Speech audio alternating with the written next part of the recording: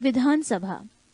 विधानसभा का कार्यकाल 5 वर्ष है, किंतु विशेष परिस्थिति में राज्यपाल को यह अधिकार है कि वो इससे पूर्व भी उसको विघटित कर सकता है। पृष्ठ 216। विधानसभा के सत्रावसान प्रोरोगेशन के आदेश राज्यपाल के द्वारा दिए जाते हैं। विधानसभा में निर्वाचित होने के लिए न्यूनतम आयु सीमा 25 वर्ष है। प्रत्येक राज्य की विधानसभा में कम से कम 60 और अधिक से अधिक 500 सदस्य होते हैं। अपवाद गोवा 40, मिजोरम 40, सिक्किम 32।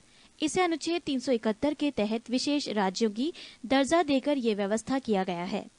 विधानसभा की अध्यक्षता करने के लिए एक अध्यक्ष का चुनाव करने का अधिकार सदन को प्राप्त है, जो इसकी बैठकों का संचालन करता है। साधारणतया विधानसभा अध्यक्ष सदन में मतदान नहीं करता, किंतु यदि सदन में मत बराबरी में बढ़ जाएं, तो वो निर्णायक मत देता है। जब कभी अध्यक्ष को उसके पद से हटाने का प्रस्ताव विचाराधीन हो, उस समय वो सदन की बैठकों की अध्यक्षता नहीं करता है। किसी विधेयक को धन विधेयक माना जाए अथवा नहीं, इसका निर्णय विधानसभा अध्यक्ष ही करता है। सदन के बैठकों के लिए सदन के कुल सदस्यों के 10 1/10 सदस्यों की उपस्थितियां गढ़पूर्ति हेतु आवश्यक है। विधानसभा के लिए अधिकार और कार्य। 1. विधि निर्माण। 1. इसे राज्य सूची से संबंधित विषयों पर विधि निर्माण का अनन्य अधिकार प्राप्त है। 2. संवर्ती सूची। संवर्ती सूची से संबद्ध विषयों पर संसद की तरह राज्य विधानमंडल भी विधि निर्माण कर सकता है, किंतु यदि दोनों द्वारा निर्मित विधियों में परस्पर विरोध की सीमा तक संसदीय विधि वर्णनीय है। 2. वित्तीय विषयों से संबंधित प्रक्रिया। 1. राज्य विधानमंडल राज्य सरकार के वित्तीय अवस्था को नियंत्रित करता है। प्रत्येक वित्तीय वर्ष के प्रारंभ में विधानमंडल के सम्मुख वार्षिक वित्तीय विवरण अथवा बजट प्रस्तुत किया जाता है, जिसमें शासन की आय और व्यय का विवरण रहता है। बजट वित्त मंत्री द्वारा रखा जाता है। 2. कोई धन विधेयक प्रारंभ में विधान परिषद में प्रस्तुत नहीं किया जा सकता। जब विधानसभा किसी धन विधेयक को पारित कर देती है, तब वो विधानसभा परिषद के पास भेज दिया जाता है। विधान परिषद को 14 दिनों के भीतर विधानसभा को लौटाना पड़ता है। विधान परिषद उस विधेयक के संबंध में संस्तुतियां तो दे सकती है, किंतु वो न तो उसे अस्वीकार कर सकती और न उसमें संशोधन ही कर सकती है। 3. विधानसभा द्वारा पारित किए जाने के 14 दिनों के बाद विधेयक को दोनों सदनों द्वारा पारित समझ लिया जाता है तथा राज्यपाल को उस पर अपनी सहमति देनी पड़ती है। 3. कार्यपालिका पर नियंत्रण। मंत्रिपरिषद सामूहिक रूप से विधानसभा के प्रति उत्तरदायी है। जब कभी मंत्रिपरिषद के विरुद्ध अविश्वास प्रस्ताव पारित हो जाता है, तो समूची मंत्रिपरिषद को त्यागपत्र देना पड़ता है। 4. संवैधानिक संशोधन। संघीय स्वरूप को प्रभावित करने वाला कोई संविधान संशोधन विधेयक यदि संसद के दोनों सदनों के द्वारा पारित हो जाता है, तो आधे से अधिक राज्यों के विधानमंडलों द्वारा उसकी पुष्टि आवश्यक है। 5. निर्वाचन संबंधी अधिकार। राष्ट्रपति के निर्वाचन में जितना मताधिकार संसद के दोनों सदनों के सदस्यों को प्राप्त है, उतना ही राज्यों की विधानसभाओं के निर्वाचित सदस्यों को प्राप्त है। मुख्यमंत्री की नियुक्ति राज्यपाल द्वारा की जाती है। साधारणतः वैसे व्यक्ति को मुख्यमंत्री नियुक्त किया जाता है जो विधानसभा में बहुमत दल का नेता होता है। नोट: राष्ट्रीय राजधानी क्षेत्र दिल्ली के चुनाव पश्चात मुख्यमंत्री की नियुक्ति राष्ट्रपति द्वारा होती है और मुख्यमंत्री राष्ट्रपति के प्रति उत्तरदायी होता है। पृष्ठ 217। मुख्यमंत्री ही शासन का प्रमुख प्रवक्ता है और मंत्रिपरिषदों की बैठकों की अध्यक्षता करता है।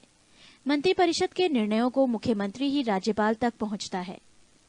जब कभी राज्यपाल कोई बात मंत्रिपरिषद तक पहुंचाना चाहता है, तो वो मुख्यमंत्री के द्वारा ही ये कार्य करता है। राज्यपाल के सारे अधिकारों का प्रयोग मुख्यमंत्री ही करता है। 23. भारतीय राज्य व्यवस्था में वरीयता अनुक्रम। भारतीय राज्य व्यवस्था में विभिन्न पदाधिकारियों का वरीयता अनुक्रम वारंट ऑफ प्रेसिडेंस इस प्रकार है। 1. राष्ट्रपति, 2. उपराष्ट्रपति, 3. प्रधानमंत्री, 4. राज्यों के राज्यपाल अपने राज्यों में, 5. भूतपूर्व राष्ट्रपति, 5. का उप प्रधानमंत्री, 6. भारत का मुख्य न्यायाधीश तथा लोक सभाध्यक्ष, 7. केंद्रीय कैबिनेट मंत्री, राज्य के मुख्यमंत्री अपने अपने राज्यों में, योजना आयोग का उपाध्यक्ष, पूर्व प्रधानमंत्री तथा संसद के विपक्ष का नेता, 7. क भारत का रत्न सम्मान के धारक 8 राजदूत, 9 उच्चतम न्यायालय के न्यायाधीश, 9 क मुख्य निर्वाचन आयुक्त तथा भारत का नियंत्रक महालेखा परीक्षक, 10 राज्यसभा का उपसभापति, लोकसभा का उपाध्यक्ष, योजना आयोग के सदस्य तथा केंद्र में राज्य मंत्री। भारत रत्न एकमात्र ऐसा पुरस्कार है जिसे वरीयता अनुक्रम में स्थान दिया गया है। नोट: मुख्य चुनाव आयुक्त श्री शेषन के आग्रह पर सरकार ने मुख्य चुनाव आयुक्त को 9 क की स्थिति प्रदान की है, यानी उच्चतम न्यायालय के न्यायाधीश के समकक्ष दर्जा। ये संशोधन अगस्त 93 में किया गया। 24 केंद्र राज्य संबंध। भारत में केंद्र राज्य संबंध संघवाद की ओर उन्मुख है और संघवाद की इस प्रणाली को कनाडा के संविधान में से लिया गया है। भारतीय संविधान में केंद्र तथा राज्य के मध्य विधायी, प्रशासनिक तथा वित्तीय शक्तियों का विभाजन किया गया है, लेकिन न्यायपालिका को विभाजन की परिधि से बाहर रखा गया है। भारतीय संविधान की 7वीं अनुसूची में केंद्र एवं राज्य की शक्तियों के बंटवारे से संबंधित 3 सूची दी गई है: 1 संघ सूची, 2 राज्य सूची और 3 समवर्ती सूची। संघ सूची में उन विषयों को शामिल किया गया है जो राष्ट्रीय महत्व के हैं तथा जिन पर कानून बनाने का एकमात्र अधिकार केंद्रीय विधानपालिका अर्थात संसद को है। इस सूची में कुल 98 विषयों को शामिल किया गया है, जिनमें प्रमुख है रक्षा, विदेशी मामले, युद्ध, अंतर्राष्ट्रीय संधि, अणुशक्ति, सीमा शुल्क, जनगणना, विदेशी ऋण, डाक एवं तार प्रसारण, टेलीफोन, विदेशी व्यापार, रेल तथा वायु एवं जल परिवहन आदि। राज्य सूची: इसमें उन विषयों को शामिल किया गया है जो स्थानीय महत्व के हैं तथा जिन पर कानून बनाने का एकमात्र अधिराज्य विधानमंडल को है, लेकिन कुछ विशेष परिस्थितियों में संसद भी कानून बना सकती है। इस सूची में शामिल विषयों की संख्या 62 है, जिनमें प्रमुख है लोक सेवा, कृषि, वन, कारागार, भू राजस्व, लोक व्यवस्था, पुलिस, लोक स्वास्थ्य, स्थानीय शासन, क्रय विक्रय एवं सिंचाई आदि। समवर्ती सूची: इसमें शामिल विषयों पर संसद तथा राज्य विधानमंडल दोनों द्वारा कानून बनाया जाता है और यदि दोनों कानूनों में विरोध है तो संसद द्वारा निर्मित कानून लागू होगा। इसमें 52 विषयों को शामिल किया गया है। उनमें प्रमुख है राष्ट्रीय जलमार्ग, परिवार नियोजन, जनसंख्या नियंत्रण, समाचार पत्र, कारखाना, शिक्षा, आर्थिक तथा सामाजिक योजना। अवशिष्ट विधायी शक्ति: जिन विषयों को संघ सूची, राज्य सूची और समवर्ती सूची में नहीं शामिल किया गया है, उन पर कानून बनाने का अधिकार संसद को प्रदान किया गया है। राज्य सूची के विषयों पर कानून बनाने की संसद की शक्ति: संविधान के अनुच्छेद 249 में ये प्रावधान किया गया है कि यदि राज्यसभा अपने उपस्थित तथा मतदान करने वाले सदस्यों के 2/3 बहुमत से ये पारित कर दे कि राष्ट्रीय हित को ध्यान में रखकर संसद राज्य सूची के विषयों पर कानून बनाए, तो संसद को राज्य सूची में वर्णित विषयों पर कानून बनाने की शक्ति प्राप्त हो जाती है। पृष्ठ 218। संसद द्वारा इस प्रकार बनाए गए कानून 1 वर्ष के लिए प्रवर्तनीय होता है, लेकिन राज्यसभा द्वारा पारित कर इसे बार बार कई वर्षों के लिए बढ़ाया जा सकता है। राज्यों की सहमति से भी संसद राज्य सूची पर कानून बना सकती है। राष्ट्रीय आपात एवं राष्ट्रपति शासन के समय भी संसद को राज्य सूची पर कानून बनाने का अधिकार होता है। संघ के प्रमुख राजस्व स्रोत हैं निगम कर, सीमा शुल्क, निर्यात शुल्क, कृषि भूमि को छोड़कर अन्य संपत्ति पर संपदा शुल्क, विदेशी ऋण, रेल, रिजर्व बैंक तथा शेयर बाजार। राज्य के प्रमुख राजस्व स्रोत हैं व्यक्ति कर, कृषि भूमि पर कर, संपदा शुल्क, भूमि एवं भवनों पर कर, पशुओं तथा नौकायान पर कर, विक्रय कर, वाहनों पर चुंगी। केंद्र एवं राज्यों के मध्य विवाद को सुलझाने के लिए मुख्यतः 4 आयोग गठित किए गए, जो इस प्रकार हैं: प्रशासनिक सुधार आयोग, राजमन्नार आयोग, भगवान सहाय समिति एवं सरकारीय आयोग। सरकारीय आयोग का गठन 1983 में किया गया था, जिसने अपनी 1600 पृष्ठ वाली रिपोर्ट 1987 ईस्वी में केंद्र सरकार को सौंप दी। 25 अंतर्राज्यीय परिषद। संविधान के अनुच्छेद 263 के अंतर्गत केंद्र एवं राज्यों के बीच समन्वय स्थापित करने के लिए राष्ट्रपति एक अंतर्राज्यीय परिषद की स्थापना कर सकता है। पहली बार जून 1990 ईस्वी में अंतर्राज्यीय परिषद की स्थापना की गई, जिसकी पहली बैठक 10 अक्टूबर 1990 ईस्वी को हुई थी। इसमें निम्न सदस्य होते हैं: प्रधानमंत्री तथा उनके द्वारा मनोनीत 6 कैबिनेट स्तर के मंत्री, सभी राज्यों व संघ राज्यों क्षेत्रों के मुख्यमंत्री एवं संघ राज्य क्षेत्रों के प्रशासक। अंतर्राज्यीय परिषद की बैठक वर्ष में 3 बार की जाएगी, जिसकी अध्यक्षता प्रधानमंत्री या उनकी अनुपस्थिति में प्रधानमंत्री द्वारा नियुक्त कैबिनेट स्तर का मंत्री करता है। परिषद की बैठक के लिए आवश्यक है कि कम से कम 10 सदस्य अवश्य उपस्थित हों। 26. योजना आयोग।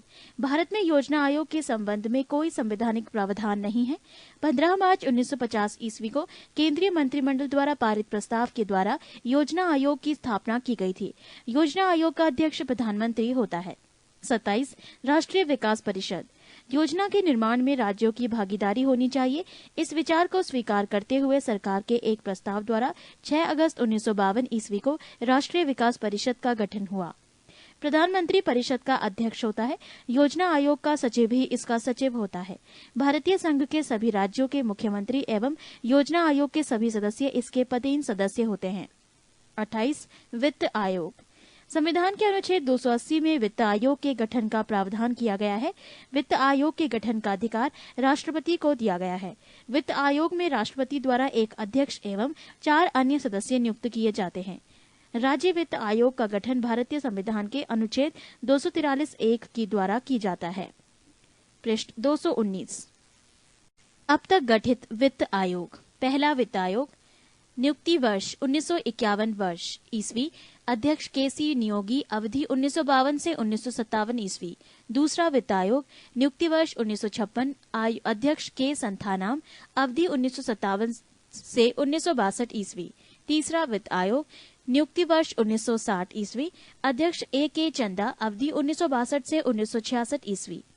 चौथा वित्त आयोग। नियुक्ति वर्ष 1964 ईस्वी। अध्यक्ष डॉक्टर पीवी राज मन्नार, अवधि 1966 से 1969 ईस्वी। पांचवा वित्त आयोग। नियुक्ति वर्ष 1968 ईस्वी। अध्यक्ष महावीर त्यागी, अवधि 1969 से 1979 ईस्वी। छठा वित्त आयोग। नियुक्ति वर्ष 1972 ईस्वी। अध्यक्ष प्री ब्रह्मानंद रेड्डी, अवधि 1974 से 1979 ईस्वी। सातवां वित्त आयोग। नियुक्ति वर्ष 1977 ईस्वी। अध्यक्ष जेपी सेलेट, अवधि 1979 से 1984 ईस्वी। आठवां वित्त आयोग। नियुक्ति वर्ष 1982 ईस्वी। अध्यक्ष वाईपी चौहान, अवधि 1985 से 1989 ईस्वी। नौवां वित्त आयोग। नियुक्ति वर्ष 1987 ईस्वी से अध्यक्ष एनकेपी साल्वे, अवधि 1989 से 1995 ईस्वी। 10वां वित्त आयोग। नियुक्ति वर्ष 1992 ईस्वी। अध्यक्ष केसी पंत, अवधि 1995 से 2000 ईस्वी। 11वां वित्त आयोग। नियुक्ति वर्ष 1998 ईस्वी। अध्यक्ष प्रोफेसर एएम खुसरो, अवधि 2000 से 2005 ईस्वी। 12वां वित्त आयोग। नियुक्ति वर्ष 2003 ईस्वी। अध्यक्ष डॉक्टर सी रंगराजन, अवधि 2005 से 2010 ईस्वी। 13वां वित्त आयोग। नियुक्ति वर्ष 2007 ईस्वी। अध्यक्ष डॉक्टर विजय एल केलकर, अवधि 2010 से 2015 ईस्वी। 29. लोक सेवा आयोग। भारत में सन 1919 ईस्वी के भारत सरकार अधिनियम के अधीन सर्वप्रथम 1926 ईस्वी में लोक सेवा आयोग की स्थापना की गई थी। लोक सेवा आयोग की स्थापना के लिए 1924 ईस्वी में विधि आयोग ने सिफारिश की थी। संघ लोक सेवा आयोग के अध्यक्ष तथा सदस्यों की नियुक्ति राष्ट्रपति द्वारा की जाती है। संघ लोक सेवा आयोग के सदस्यों की संख्या निर्धारित करने की शक्ति राष्ट्रपति को है। वर्तमान में इसकी संख्या 10 है। संघ लोक सेवा आयोग के अध्यक्ष एवं सदस्यों की नियुक्ति 6 वर्षों के लिए की जाती है। यदि वो 6 वर्षों के अंदर 65 वर्ष की आयु पूरी कर लेता है तो वो पद से मुक्त हो जाता है। राज्य लोक सेवा आयोग के अध्यक्ष तथा सदस्यों की नियुक्ति राज्यपाल के द्वारा की जाती है। राज्य लोक सेवा आयोग के अध्यक्ष तथा सदस्यों की नियुक्ति राज्यपालों द्वारा की जाती है, परंतु इन्हें हटाने का अधिकार राज्यपाल को नहीं है। राज्य लोक सेवा आयोग के अध्यक्ष एवं सदस्यों का कार्यकाल 6 वर्ष या 62 वर्ष की उम्र तक होता है।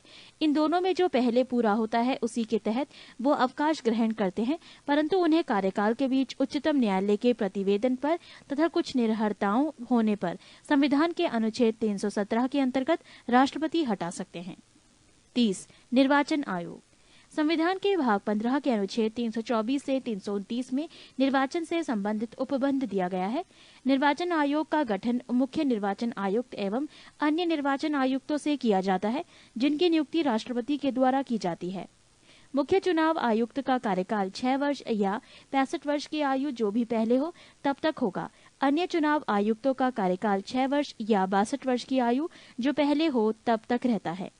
मुख्य चुनाव आयुक्त तथा अन्य चुनाव आयुक्तों को सर्वोच्च न्यायालय के न्यायाधीशों के बराबर वेतन 90,000 रूपये मासिक एवं भत्ते प्राप्त होंगे। पहले चुनाव आयोग एक सदस्यीय आयोग था, परंतु अक्टूबर 1993 ईस्वी में 3 सदस्यीय आयोग बना दिया गया। पृष्ठ 320। निर्वाचन आयोग के मुख्य कार्य: 1. चुनाव क्षेत्रों का परिसीमन। 2. मतदाता सूचियों को तैयार करवाना। 3. विभिन्न राजनीतिक दलों को मान्यता प्रदान करना। 4. राजनीतिक दलों को आरक्षित चुनाव चिन्ह प्रदान करना। 5. चुनाव करवाना। 6. राजनीतिक दलों के लिए आचार संहिता तैयार करवाना। निर्वाचन आयोग की स्वतंत्रता के लिए संवैधानिक प्रावधान। 1. निर्वाचन आयोग एक संवैधानिक संस्था है, अर्थात इसका निर्माण संविधान ने किया है। 2. मुख्य चुनाव आयुक्त एवं अन्य चुनाव आयुक्त की नियुक्ति राष्ट्रपति करते हैं। 3. मुख्य चुनाव आयुक्त महाभियोग जैसी प्रक्रिया से ही हटाया जा सकता है। 4. मुख्य चुनाव आयुक्त का दर्जा सर्वोच्च न्यायालय के मुख्य न्यायाधीश के समान ही है। 5. नियुक्ति के पश्चात मुख्य चुनाव आयुक्त एवं अन्य चुनाव आयुक्तों की सेवा शर्तों में कोई अलाभकारी परिवर्तन नहीं किया जा सकता है। 6. मुख्य चुनाव आयुक्त एवं अन्य चुनाव आयुक्तों का वेतन भारत के संचित निधि में से दिया जाता है। वर्तमान में मान्यता प्राप्त राष्ट्रीय और राजनीतिक दल: भारतीय जनता पार्टी दल, चुनाव चिन्ह कमल। भारतीय राष्ट्रीय कांग्रेस दल, चुनाव चिन्ह पंजा। भारतीय साम्यवादी दल, चुनाव चिन्ह हंसिया और बाली। राष्ट्रीय कांग्रेस पार्टी, चुनाव चिन्ह घड़ी।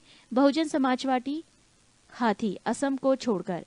मार्क्सवादी साम्यवादी दल, चुनाव चिन्ह हंसिया, हथौड़ा एवं तारा। राष्ट्रीय दल का दर्जा हासिल करने के लिए आवश्यक शर्तें: ए.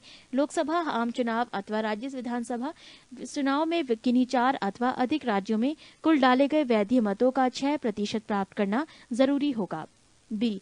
इसके अलावा इसे किसी एक राज्य अथवा राज्यों से विधानसभा की कम से कम 4 सीटें जीतनी होंगी। अथवा सी. लोकसभा में 2% सीटें हों और ये कम से कम 3 विभिन्न राज्यों में हासिल की गई हों। 24 मार्च 1999 ईस्वी को जारी अधिसूचना के अनुसार क्षेत्रीय दलों की संख्या 36 है। प्रमुख क्षेत्रीय दल एवं उनका चुनाव चिन्ह: तेलुगु देशम दल, चुनाव चिन्ह साइकिल, राज्य आंध्र प्रदेश। समाजवादी पार्टी, चुनाव चिन्ह साइकिल, राज्य उत्तर प्रदेश। असम गण परिषद, चुनाव चिन्ह हाथी, राज्य असम। झारखंड मुक्ति मोर्चा, चुनाव चिन्ह तीर कमान, राज्य झारखंड। लोक जनशक्ति पार्टी, चुनाव चिन्ह बंगला, राज्य Bihar.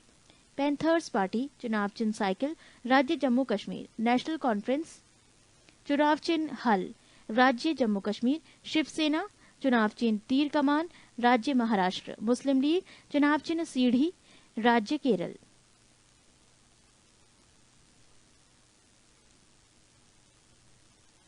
All India forward block, चुनाव चिन्ह शेर, राज्य पश्चिम बंगाल। अन्ना द्रविड़ मुन्नेत्र कड़गम, चुनाव चिन्ह 2 पत्ती, राज्य तमिलनाडु। महाराष्ट्रवादी गोमांतक पार्टी, चुनाव चिन्ह शेर, राज्य गोवा। सिक्किम संग्राम परिषद, चुनाव चिन्ह हाथी, राज्य सिक्किम। द्रविड़ मुन्नेत्र कड़गम, चुनाव चिन्ह उगता सूरज, राज्य तमिलनाडु पुदुचेरी। नागालैंड दल पीपुल्स काउंसिल, चुनाव चिन्ह मुर्गा, राज्य नागालैंड। अकाली दल बादल, चुनाव चिन्ह तीर कमान, राज्य पंजाब। जनता दल यू, चुनाव चिन्ह तीर, राज्य बिहार और Jharkhand. Note: electronic voting machine का प्रयोग करने वाला प्रथम राज्य केरल विधानसभा उपचुनाव अप्रैल 1982 था तथा इस मशीन का प्रयोग करके पूरा चुनाव कराने वाला प्रथम राज्य गोवा था। पृष्ठ 221।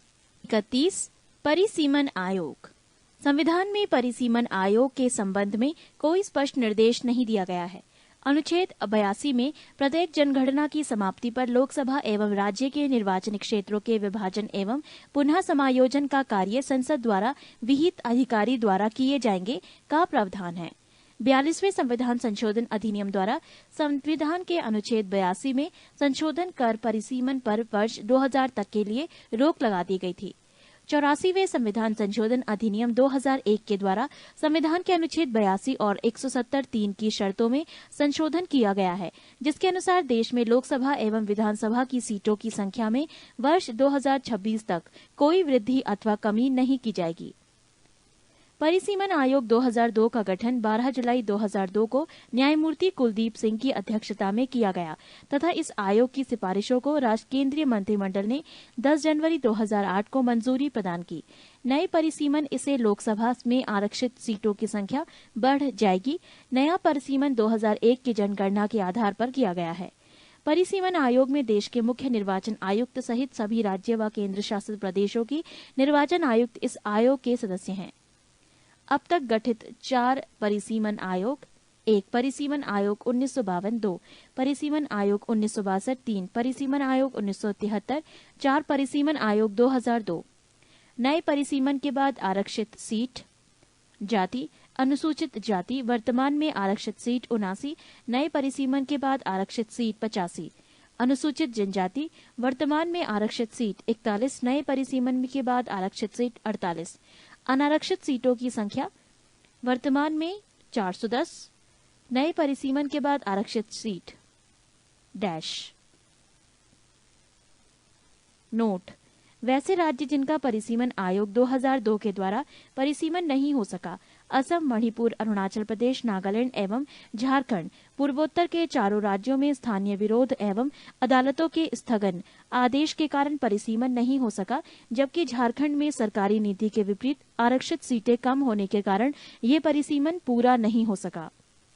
32 राजभाषा। संविधान के भाग 17 के अनुच्छेद 343 के अनुसार संघ की राजभाषा हिंदी और लिपि देवनागरी है। भारतीय संविधान के अनुच्छेद 344 में राष्ट्रपति को राजभाषा में से संबंधित कुछ विषयों में सलाह देने के लिए एक आयोग की नियुक्ति का प्रावधान है। राष्ट्रपति ने इस अधिकार का प्रयोग करते हुए 1955 ईस्वी में श्री BG खरे की अध्यक्षता में प्रथम राजभाषा आयोग का गठन किया। इस आयोग ने 1956 ईस्वी में अपना प्रतिवेदन दिया। संविधान की 8वीं अनुसूची के अनुसार निम्नलिखित भाषाओं को राजभाषा के रूप में मान्यता प्राप्त है, जो इस प्रकार है: 1 असमिया, 2 बंगला, 3 गुजराती, 4 हिंदी, 5 कन्नड़, 6 कश्मीरी, 7 मलयालम, 8 मराठी, 9 उड़िया, 10 पंजाबी, 11 संस्कृत, 12 सिंधी, 13 तमिल, 14 तेलुगु, 15 उर्दू, 16 कोंकणी, 17 मणिपुरी, 18 नेपाली, 19 मैथिली, 20 संथाली, 21 डोगरी, 22 बूडो। नोट: 1 1967 ईस्वी में संविधान के 21वें संशोधन के द्वारा सिंधी को 8वीं अनुसूची में जोड़ा गया है। 2 1992 ईस्वी में संविधान के 71वें संशोधन के द्वारा मणिपुरी, कोंकणी एवं नेपाली को 8वीं अनुसूची में जोड़ा गया। 3 92 संविधान संशोधन अधिनियम 2003 के द्वारा संविधान की 8वीं अनुसूची में मैथिली, संथाली, डोगरी एवं बोडो भाषाओं को जोड़ा गया है। पृष्ठ 222। राज्य की भाषा। संविधान के अनुच्छेद 345 के अधीन प्रत्येक राज्य के विधानमंडल को ये अधिकार दिया गया है कि वो 8वीं अनुसूची में अंतर्विष्ट भाषाओं में से किसी एक या अधिक को सरकारी कार्यों के लिए राज्य की सरकारी भाषा के रूप में अंगीकार कर सकता है, किंतु राज्यों के परस्पर संबंधों में तथा संघ तथा राज्यों के परस्पर संबंधों में संघ की राजभाषा को ही प्राधिकृत भाषा माना जाएगा। उच्चतम और उच्च न्यायालयों तथा विधानमंडलों की भाषा। संविधान में प्रावधान किया गया है कि जब तक संसद द्वारा कानून बनाकर अन्यथा प्रावधान न किया जाए, तब तक उच्चतम न्यायालय और उच्च न्यायालयों की भाषा अंग्रेजी होगी और संसद तथा राज्य विधानमंडलों द्वारा पारित कानून अंग्रेजी में होंगे। 35 संसद की वित्तीय समितियां। 1 प्राक्कलन समिति। इस समिति में लोकसभा के 30 सदस्य होते हैं। इसमें राज्यसभा के सदस्यों को शामिल नहीं किया जाता है। समिति के सदस्यों का चुनाव प्रत्येक वर्ष आनुपातिक प्रतिनिधित्व के अनुसार एकल संक्रमणीय मत के माध्यम से किया जाता है। इसके सदस्यों का कार्यकाल 1 वर्ष का होता है। ये समिति सरकारी खर्च में कैसे कमी लाई जाए, संगठन में कैसे कुशलता लाई जाए तथा प्रशासन में कैसे सुधार किए जाए आदि विषयों पर रिपोर्ट देती है। प्राक्कलन समिति के प्रतिवेदन पर सदन में बहस नहीं होती है, परंतु ये समिति अपना कार्य वर्ष भर करती है और अपना दृष्टिकोण सदन के समक्ष रखती है। 2 लोक लेखा समिति। प्राक्कलन समिति की जुड़वा बहन के रूप में ज्ञात इस समिति में 22 सदस्यीय होते हैं, जिसमें 15 सदस्य लोकसभा द्वारा तथा 7 सदस्य राज्यसभा द्वारा 1 वर्ष के लिए निर्वाचित किए जाते हैं।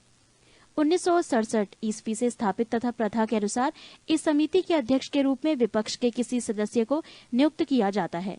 लोक लेखा समिति में राज्यसभा के सदस्यों से को सह सदस्यीय माना जाता है तथा उन्हें मत देने का अधिकार प्राप्त नहीं है। लोक लेखा समिति का मुख्य कार्य: 1. ये समिति भारत के नियंत्रक महालेखा परीक्षक द्वारा किया गया लेखा परीक्षण संबंधी प्रतिवेदनों की जांच करती है। 2. भारत सरकार के व्यय के लिए सदन द्वारा प्रदान की गई राशियों का विनियोग दर्शाने वाली लेखाओं की जांच करना।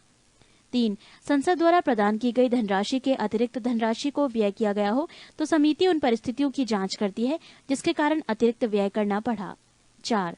समिति राष्ट्रपति के वित्तीय मामलों के संचालन में अपव्यय, भ्रष्टाचार, अकुशलता में कमी के किसी प्रमाण को खोज सकती है। 3. सरकारी उपक्रमों की समिति: इस समिति में 22 सदस्य होते हैं, जिनमें से 15 लोकसभा तथा 7 राज्यसभा द्वारा अनुपातिक प्रतिनिधित्व की एकल संक्रमणीय मत पद्धति द्वारा निर्वाचित किए जाते हैं। समिति का अध्यक्ष लोकसभा अध्यक्ष द्वारा नामजद किया जाता है। इस समिति के निम्न कार्य हैं: 1. सरकारी उपक्रमों के प्रतिवेदनों और लेखाओं की ओर उन पर नियंत्रक एवं महालेखा परीक्षक के प्रतिवेदनों की जांच करना। 2. ऐसे विषयों की जांच करना जो सदन या अध्यक्ष द्वारा निर्दिष्ट किए जाएं। 4. कुछ अन्य प्रमुख समितियां: कार्य मंत्रणा समिति: लोकसभा की कार्य मंत्रणा समिति में अध्यक्ष सहित 15 सदस्य होते हैं। लोकसभा का अध्यक्ष इसका पदेन अध्यक्ष होता है। राज्यसभा की कार्य मंत्रणा समिति में इसकी सभा का सभापति इसका पदेन सभापति होता है। गैर सरकारी सदस्यों के विधेयकों तथा संकल्पों संबंधी समिति: इसका गठन लोकसभा में किया जाता है। इस समिति में 15 सदस्य होते हैं। लोकसभा का उपाध्यक्ष इस समिति का अध्यक्ष होता है। पृष्ठ 226। नियम समिति: लोकसभा की नियम समिति में लोकसभा अध्यक्ष सहित 15 सदस्य होते हैं, जबकि राज्यसभा की नियम समिति में सभापति एवं उपसभापति सहित 16 सदस्य होते हैं। लोकसभा अध्यक्ष एवं राज्यसभा के सभापति अपने अपने सदन की समितियों का पदेन अध्यक्ष होते हैं। 5. अनुसूचित जातियों तथा अनुसूचित जनजातियों का कल्याण संबंधी समिति: इसमें 30 सदस्य शामिल किए जाते हैं। इसमें 20 लोकसभा तथा 10 राज्यसभा के सदस्य होते हैं। 6. ग्रंथालय समिति: इसमें 9 सदस्य होते हैं। लोकसभा अध्यक्ष द्वारा मनोनीत 6 लोकसभा सदस्य तथा राज्यसभा के सभापति द्वारा मनोनीत 3 सदस्य शामिल किए जाते हैं। इस समिति का गठन प्रत्येक वर्ष किया जाता है। 36. पंचायती राज: पंचायती राज का शुभारंभ स्वतंत्र भारत में 2 अक्टूबर 1959 ईस्वी को भारत के प्रथम प्रधानमंत्री जवाहरलाल नेहरू के द्वारा राजस्थान राज्य के नागौर जिला में हुआ। 11 अक्टूबर 1959 ईस्वी को पंडित नेहरू ने आंध्र प्रदेश राज्य में पंचायती राज का प्रारंभ किया। 73वां संविधान संशोधन पंचायती राज से संबंधित है। इसके द्वारा संविधान के भाग 9 अनुच्छेद 243 क से ण तक तथा अनुसूचित 11 का प्रावधान किया गया है। 73वां संविधान संशोधन की मुख्य बातें: 1. इसके द्वारा पंचायती राज के त्रिस्तरीय ढांचे का प्रावधान किया गया है। ग्राम स्तर पर ग्राम पंचायत, प्रखंड स्तर पर पंचायत समिति तथा जिला स्तर पर जिला परिषद के गठन की व्यवस्था की गई है। 2. पंचायती राज संस्था के प्रत्येक स्तर में 1/3 स्थानों पर महिलाओं के लिए आरक्षण की व्यवस्था की गई है। 3. इसका कार्यकाल 5 वर्ष निर्धारित किया गया है। पंचायत भंग होने पर 6 माह के अंदर निर्वाचित होंगे। 4. राज्य की संचित निधि से इन संस्थाओं को अनुदान देने की व्यवस्था की गई है। नोट: 73वें संविधान संशोधन के बाद पंचायती राज अधिनियम का निर्माण करने वाले प्रथम राज्य कर्नाटक है। पंचायती राज व्यवस्था में सुधार हेतु गठित समितियां: बलवंत राय मेहता समिति 1957 ईस्वी, अशोक मेहता समिति 1977 ईस्वी, पीवी के राय समिति 1985 ईस्वी, LM सिंधवी समिति 1986 ईस्वी, 64वां संविधान संशोधन 1989 ईस्वी, 73वां संविधान संशोधन 1993 ईस्वी।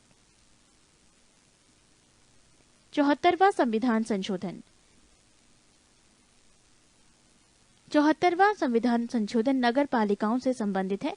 इसके द्वारा संविधान के भाग 9 का अनुच्छेद 243 त से य 6 तक एवं 12वीं अनुसूची का प्रावधान किया गया है। 74वां संविधान संशोधन की मुख्य बातें: नगर पालिकाओं में महिलाओं के लिए 1/3 भाग स्थान आरक्षित है। नगर पालिकाओं में अनुसूचित जाति तथा जनजाति के लिए भी आरक्षण की व्यवस्था की गई है। नगरीय संस्थाओं का कार्यकाल 5 वर्ष का होगा। विघटन की स्थिति में 6 माह के अंदर चुनाव कराना है। नोट: 73वां संविधान संशोधन अधिनियम 25/4/1993 ईस्वी से और 74वां संविधान संशोधन 1/6/1993 ईस्वी से प्रवर्त हुआ है। नगर पालिका के प्रकार: नगर पंचायत ऐसा ग्रामीण क्षेत्र जो नगर क्षेत्र में परिवर्तित हो रहा हो। नगर परिषद छोटे नगर क्षेत्र के लिए। नगर निगम बड़े नगर क्षेत्र के लिए। नोट: नगर निगम की स्थापना सर्वप्रथम मद्रास में 1687 ईस्वी में की गई थी। पृष्ठ 227। 37 महत्वपूर्ण शब्दावलियां। 1. शून्यकाल। संसद के दोनों सदनों में प्रश्नकाल के ठीक बाद के समय को शून्यकाल कहा जाता है। ये 12 बजे प्रारंभ होता है और 1 बजे दिन तक चलता है। शून्यकाल का लोकसभा या राज्यसभा की प्रक्रिया तथा संचालन नियम में कोई उल्लेख नहीं है। इस काल अर्थात 12 बजे से 1 बजे तक के समय को शून्यकाल का नाम समाचार पत्रों द्वारा दिया गया। इस काल के दौरान सदस्य अविलंबनीय महत्व के मामलों को उठाते हैं तथा उस पर तुरंत कार्यवाही चाहते हैं। 2. सदन का स्थगन।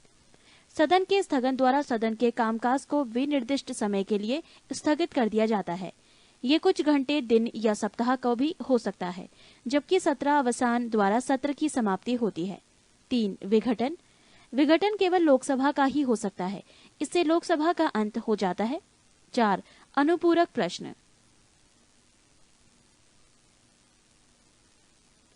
सदन में किसी सदस्य द्वारा अध्यक्ष की अनुमति में किसी विषय जिसके संबंध में उत्तर दिया जा चुका है के स्पष्टीकरण हेतु अनुपूरक प्रश्न पूछने की अनुमति प्रदान की जाती है।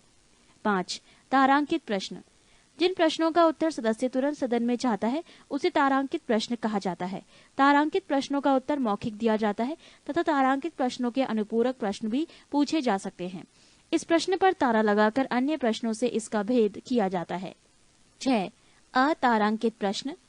जिन प्रश्नों का उत्तर सदस्य लिखित चाहता है उन्हें अतारांकित प्रश्न कहा जाता है। अतारांकित प्रश्न का उत्तर सदन में नहीं दिया जाता है और इन प्रश्नों के अनुपूरक प्रश्न नहीं पूछे जाते। 7. अल्प सूचना प्रश्न।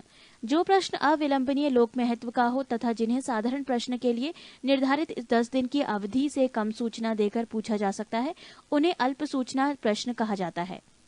8. स्थगन प्रस्ताव।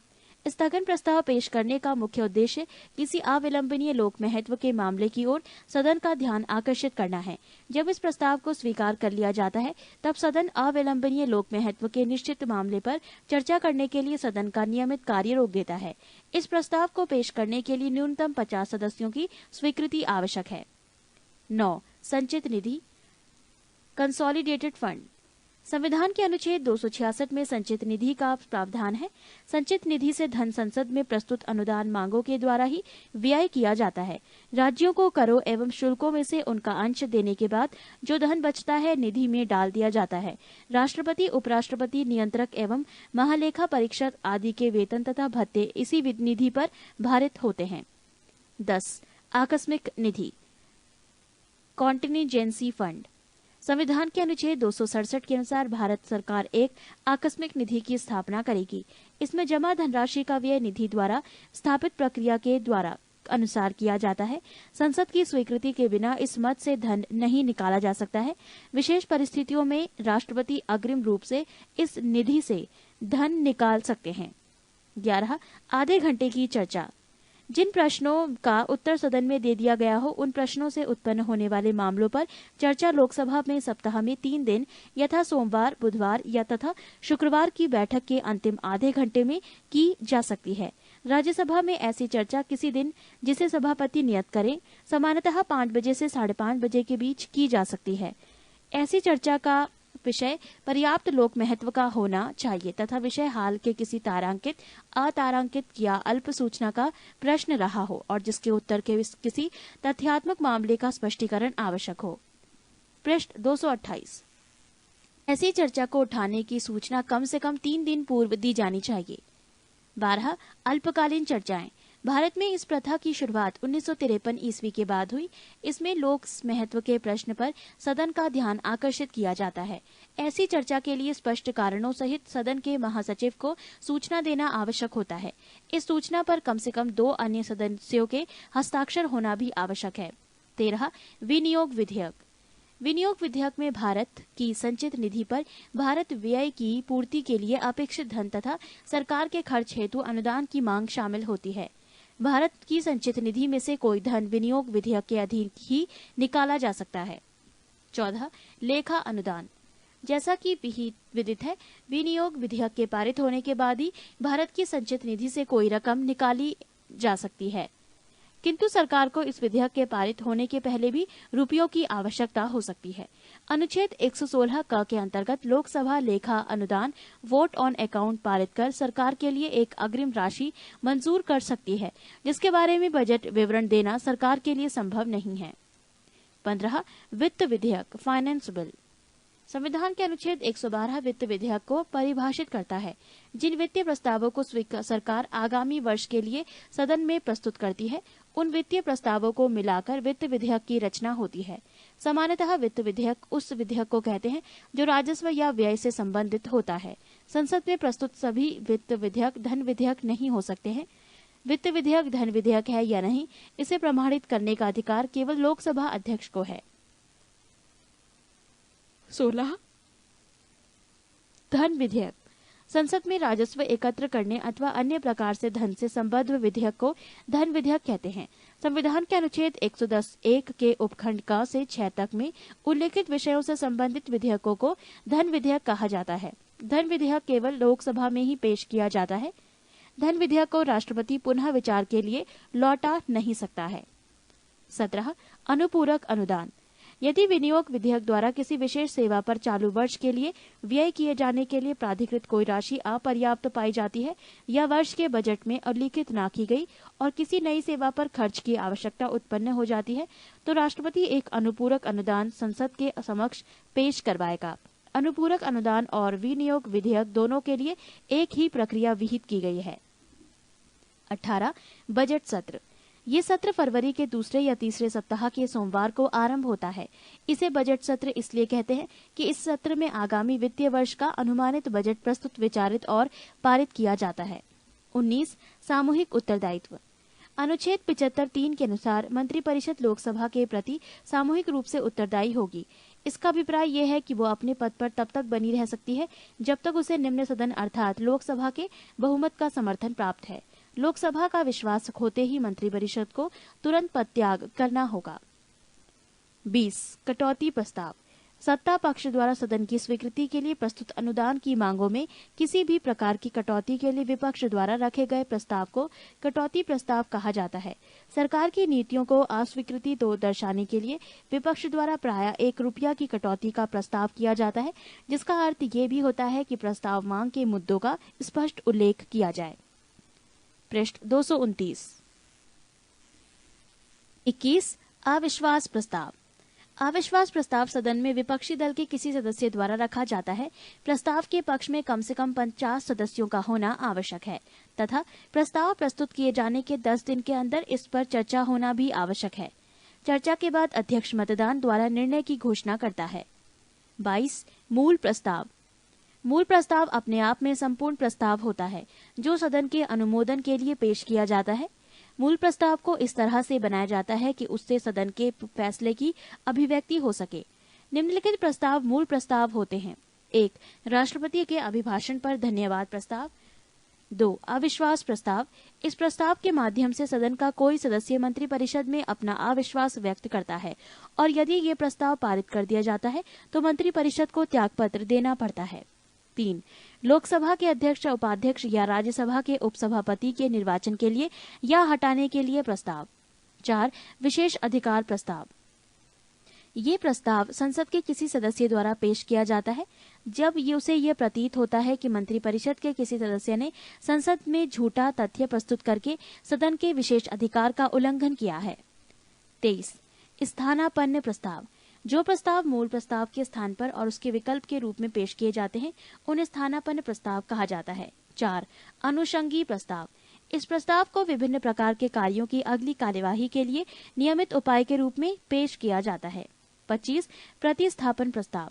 ये किसी अन्य प्रश्न पर विचार विमर्श के दौरान पेश किया जाता है। कोई सदस्य किसी विधेयक पर विचार करने के प्रस्ताव के संबंध में प्रतिस्थापन प्रस्ताव पेश करता है। 26 संशोधन प्रस्ताव।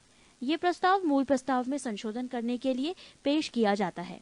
27 अनियमित दिन वाले प्रस्ताव।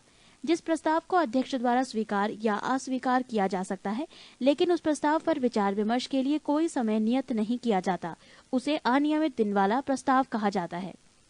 28 अध्यादेश।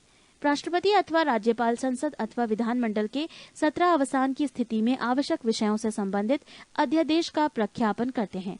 अध्यादेश में निहित विधि संसद अथवा विधानमंडल के अगले सत्र की शुरुआत के 6 सप्ताह के बाद प्रवर्तन योग्य नहीं रह जाती, यदि संसद अथवा विधानमंडल द्वारा उसका अनुमोदन नहीं कर दिया जाता है। 29 निंदा प्रस्ताव। निंदा प्रस्ताव मंत्रिपरिषद अथवा किसी एक मंत्री के विरुद्ध उसकी विफलता पर खेद अथवा रोष व्यक्त करने के लिए किया जाता है। निंदा प्रस्ताव में निंदा के कारणों का उल्लेख करना आवश्यक होता है। निंदा प्रस्ताव नियमानुसार है या नहीं, इसका निर्णय अध्यक्ष करता है। 30 धन्यवाद प्रस्ताव।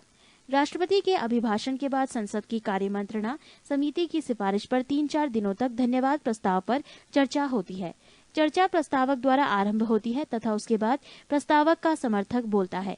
इस चर्चा में राष्ट्रपति के नाम का उल्लेख नहीं किया जाता है, क्योंकि अभिभाषण की विषय वस्तु के लिए सरकार उत्तरदायी होती है। अंत में धन्यवाद प्रस्ताव मतदान के लिए रखा जाता है तथा उसे स्वीकृत किया जाता है। प्रश्न 230। 31 विश्वास प्रस्ताव। बहुमत का समर्थन प्राप्त होने में संदेह होने की स्थिति में सरकार द्वारा लोकसभा में विश्वास लाया जाता है। इस प्रस्ताव का उद्देश्य ये सिद्ध करना होता है कि सदन का बहुमत उसके साथ है। विश्वास प्रस्ताव के पारित न होने की दशा में सरकार के त्यागपत्र देना आवश्यक हो जाता है। 32 बैक बेंचर। सदन में आगे के स्थान प्रायः मंत्रियों, संसदीय सचिवों तथा विरोधी दल के नेताओं के लिए आरक्षित रहते हैं। गैर सरकारी सदस्यों के लिए पीछे का स्थान नियत रहता है। पीछे बैठने वाले सदस्यों को ही बैक बेंचर कहा जाता है। 33 बुलेटिन। बुलेटिन वो संसदीय प्रक्रिया है जिसमें सभी मांगों को जो नियत तिथि तक न निपटाई गई हो, बिना चर्चा के ही मतदान के लिए रखा जाता है। 34 काकस। किसी राजनीतिक दल अथवा गुट के प्रमुख सदस्यों की बैठक को काकस कहते हैं। इन प्रमुख सदस्यों द्वारा तय की गई नीतियों से पूरा दल संचालित होता है। 35 त्रिशंकु संसद। आम चुनाव में किसी राजनीतिक दल को स्पष्ट बहुमत न मिलने की स्थिति में त्रिशंकु संसद की रचना होती है। त्रिशंकु संसद की स्थिति में दल बदल जैसे कुप्रवृत्तियों को प्रोत्साहन मिलता है। देश में 9वीं, 10वीं, 11वीं एवं 12वीं लोकसभा की यही स्थिति रही। 36 नियम 193। इस नियम के अंतर्गत सदस्य अत्यावश्यक एवं अविलंबनीय विषय पर तुरंत अल्पकालिक चर्चा की मांग कर सकते हैं। ये नियम 1953 ईस्वी में बनाया गया था। इससे सदन की नियमावली में अविलंब चर्चा के लिए स्थगन प्रस्ताव के अतिरिक्त अन्य कोई साधन सदस्यों के पास न था, इसीलिए यह नियम बनाया गया।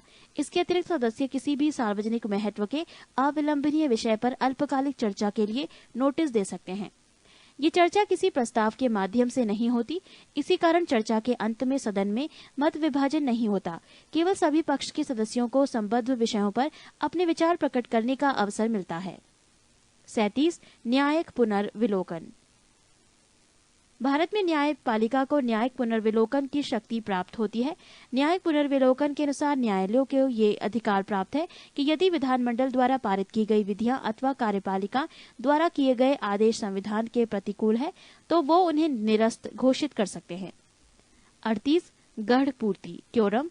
सदन में किसी बैठक के लिए गढ़पूर्ति अथवा अध्यक्ष सहित कुल सदस्य संख्या का 10वां भाग होती है। बैठक शुरू होने के पूर्व यदि गढ़पूर्ति नहीं है तो गढ़पूर्ति घंटी बजाई जाती है। अध्यक्ष तभी पीठासीन होता है जब गढ़पूर्ति हो जाती है। 39 प्रश्नकाल। दोनों सदनों में प्रत्येक बैठक के प्रारंभ के 1 घंटे तक प्रश्न किए जाते हैं और उनके उत्तर दिए जाते हैं। इसे प्रश्नकाल कहा जाता है। प्रश्नकाल के दौरान सदस्यों को सरकार के कार्यों पर आलोचन प्रत्यालोचन का समय मिलता है। इसके 2 लाभ हैं। एक तो सरकार जनता की कठिनाइयों एवं अपेक्षाओं के प्रति सजग रहती है। दूसरे, इस दौरान सरकार अपनी नीतियों एवं कार्यक्रमों की जानकारी सदन को देती है। 40 दबाव समूह प्रेशर ग्रुप। व्यक्तियों के ऐसे समूह जिनके हित समान होते हैं दबाव समूह कहे जाते हैं। ये ग्रुप अपने हित के लिए शासन तंत्र पर विभिन्न प्रकार से दबाव बनाते हैं। 41 पंगु सत्र, लेम डक सेशन। एक विधानमंडल के कार्यकाल की समाप्ति तथा दूसरे विधानमंडल के कार्यकाल की शुरुआत के बीच के काल में संपन्न होने वाले सत्र को पंगु सत्र कहा जाता है। ये व्यवस्था केवल अमेरिका में है। 42 सचेतक, विप। राजनीतिक दल में अनुशासन बनाए रखने के लिए सचेतक की नियुक्ति प्रत्येक संसदीय दल द्वारा की जाती है। किसी विषय विशेष पर मतदान होने की स्थिति में सचेतक दल अपने सदस्यों को मतदान विषयक निर्देश देता है। सचेतक के निर्देशों के विरुद्ध मतदान करने वाले सदस्य के विरुद्ध दल बदल निरोध कानून के अंतर्गत कार्यवाही की जाती है। पृष्ठ 231। 35 आपात उपबंध। भारतीय संविधान में 3 प्रकार के आपातकाल की व्यवस्था की गई है। 1 राष्ट्रीय आपात अनुच्छेद 352, 2 राष्ट्रीय शासन अनुच्छेद 356 एवं 3 वित्तीय आपात अनुच्छेद 360। राष्ट्रीय आपात अनुच्छेद 352। इसकी घोषणा निम्नलिखित में से किसी भी आधार पर राष्ट्रपति के द्वारा की जाती है। 1 युद्ध, 2 बाह्य आक्रमण और 3 सशस्त्र विद्रोह।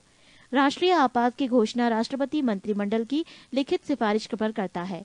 राष्ट्रीय आपात की उद्घोषणा को न्यायालय में प्रश्नगत किया जा सकता है।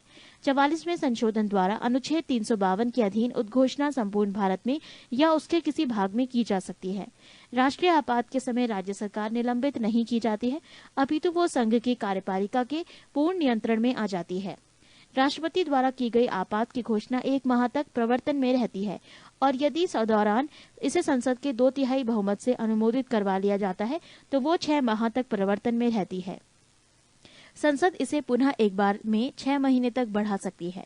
यदि आपात की उद्घोषणा तब तक की जाती है जब लोकसभा का विघटन हो गया हो या लोकसभा का विघटन 1 मास के अंतर्गत आपात उद्घोषणा का अनुमोदन किए बिना हो जाता है, तो आपात उद्घोषणा लोकसभा की प्रथम बैठक की तारीख से 30 दिन के अंदर अनुमोदित होना चाहिए, अन्यथा 30 दिन के बाद ये प्रवर्तन में नहीं रहेगी।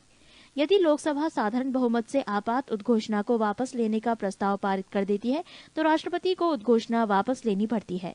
आपात उद्घोषणा पर विचार करने के लिए लोकसभा का विशेष अधिवेशन तब आहूत किया जा सकता है जब लोकसभा की कुल सदस्य संख्या के 1/10 सदस्यों द्वारा लिखित सूचना लोकसभा अध्यक्ष को जब सत्र चल रहा हो या राष्ट्रपति को जब सत्र नहीं चल रहा हो दी जाती है। लोकसभा अध्यक्ष या राष्ट्रपति सूचना प्राप्ति के 14 दिनों के अंदर लोकसभा का विशेष अधिवेशन आहूत करते हैं। आपातकाल की उद्घोषणा के प्रभाव। जब कभी संविधान के अनुच्छेद 352 के अंतर्गत आपातकाल की उद्घोषणा होती है तो इसके ये प्रभाव होते हैं। 1 राज्य की कार्यपालिका शक्ति संघीय कार्यपालिका के अधीन हो जाती है। 2 संसद की विधायी शक्ति राज्य सूची से संबद्ध राज्य विषयों तक विस्तृत हो जाती है। 3 संविधान के अनुच्छेद 19 में दी गई स्वतंत्रताएं स्थगित हो जाती हैं। 4 राष्ट्रपति को यह अधिकार प्राप्त हो जाता है कि संविधान के अनुच्छेद 20 से 21 में उल्लिखित अधिकारों के क्रियान्वयन के लिए न्यायपालिका की शरण लेने के अधिकार को स्थगित कर दे। पृष्ठ 223। अनुच्छेद 352 के अधीन बाह्य आक्रमण के आधार पर आपात की प्रथम घोषणा चीनी आक्रमण के समय 26 अक्टूबर 1962 ईस्वी को की गई थी। ये उद्घोषणा 10 जनवरी 1968 ईस्वी को वापस ले ली गई। दूसरी बार आपात की घोषणा 3 दिसंबर 1971 ईस्वी को पाकिस्तान से युद्ध के समय की गई, बाह्य आक्रमण के आधार पर। तीसरी बार राष्ट्रीय आपात की घोषणा 26 जून 1975 ईस्वी को आंतरिक गड़बड़ी की आशंका के आधार पर जारी की गई थी। दूसरी तथा तीसरी उद्घोषणा को मार्च 1977 ईस्वी में वापस ली गई। राज्य में राष्ट्रपति शासन। अनुच्छेद 356। अनुच्छेद 356 के अधीन राष्ट्रपति किसी राज्य में ये समाधान हो जाने पर कि राज्य में संवैधानिक तंत्र विफल हो गया है अथवा राज्य संघ की कार्यपालिका के किन्हीं निर्देशों का अनुपालन करने में असमर्थ रहता है तो आपात स्थिति की घोषणा कर सकता है। राज्य में आपात की घोषणा के बाद संघ न्यायिक कार्य छोड़कर राज्य प्रशासन के कार्य अपने हाथ में ले लेता है। राज्य में आपात उद्घोषणा की अवधि 2 मास होती है। इससे अधिक के लिए संसद से अनुमति लेनी होती है, तब ये 6 मास की होती है। अधिकतम 3 वर्ष तक ये एक राज्य के प्रवर्तन में रह सकती है। इससे अधिक के लिए संविधान में संशोधन करना पड़ता है। सर्वप्रथम पंजाब राज्य में अनुच्छेद 356 का प्रयोग किया गया है। 1951 ईस्वी में भार्गव मंत्रिमंडल के पतन का कारण। सर्वाधिक समय तक अनुच्छेद 356 का प्रयोग पंजाब राज्य ही में रहा, 11/5/1987 ईस्वी से 25/2/1992 ईस्वी तक। वित्तीय आपात। अनुच्छेद 360 के तहत वित्तीय आपात की उद्घोषणा राष्ट्रपति द्वारा तब की जाती है जब उसे विश्वास हो जाए कि ऐसी स्थिति विद्यमान है जिसके कारण भारत के वित्तीय स्थायित्व या साख को खतरा है। वित्तीय आपात की उद्घोषणा को 2 महीनों के भीतर संसद के दोनों सदनों के सम्मुख रचना तथा उनकी स्वीकृति प्राप्त करना आवश्यक है। वित्तीय आपात की घोषणा उस समय की जाती है जब लोकसभा विघटित हो, तो 2 महीने के भीतर राज्यसभा की स्वीकृति मिलने के उपरांत वो आगे भी लागू रहेगी, किंतु नवनिर्वाचित लोकसभा द्वारा उसकी प्रथम बैठक के आरंभ से 30 दिन के भीतर ऐसी उद्घोषणा की स्वीकृति आवश्यक है। राष्ट्रपति वित्तीय आपात की घोषणा को किसी समय वापस ले सकता है। शपथ एवं त्यागपत्र। पद राष्ट्रपति, शपथ मुख्य न्यायाधीश, त्यागपत्र उपराष्ट्रपति। पद उपराष्ट्रपति, शपथ राष्ट्रपति, त्यागपत्र राष्ट्रपति। राज्यपाल, शपथ राज्य उच्च न्यायालय के मुख्य न्यायाधीश, त्यागपत्र राष्ट्रपति। मुख्य न्यायाधीश, शपथ राष्ट्रपति, त्यागपत्र राष्ट्रपति। प्रधानमंत्री, शपथ राष्ट्रपति, त्यागपत्र राष्ट्रपति। लोकसभा अध्यक्ष शपथ नहीं लेता है, त्यागपत्र उपाध्यक्ष। वित्तीय आपात का प्रभाव। 1. उच्चतम न्यायालय उच्च न्यायालय के न्यायाधीशों और संघ तथा राज्य सरकारों के अधिकारियों के वेतन में कमी की जा सकती है। 2. राष्ट्रपति आर्थिक दृष्टि से किसी भी राज्य सरकार को निर्देश दे सकता है। 3. राष्ट्रपति को यह अधिकार प्राप्त हो जाता है कि वो राज्य सरकारों को ये निर्देश दें कि राज्य के समस्त वित्त विधेयक उसकी स्वीकृति से विधानसभा में प्रस्तुत किए जाएं। 4. राष्ट्रपति केंद्र तथा राज्यों में धन संबंधी विभाजन के प्रावधानों में आवश्यक संशोधन कर सकते हैं। पृष्ठ 224। 34. भारत के राष्ट्रीय चिन्ह। राष्ट्रीय प्रतीक, नेशनल सिंबल। भारत का राष्ट्रीय प्रतीक सारनाथ स्थित अशोक के सिंह स्तंभ के शीर्ष भाग की अनुकृति है। भारत सरकार ने इसे 26 जनवरी 1950 ईस्वी को अपनाया। प्रतीक के नीचे मुंडकोपनिषद में लिखा सूत्र सत्यमेव जयते देवनागरी लिपि में अंकित है।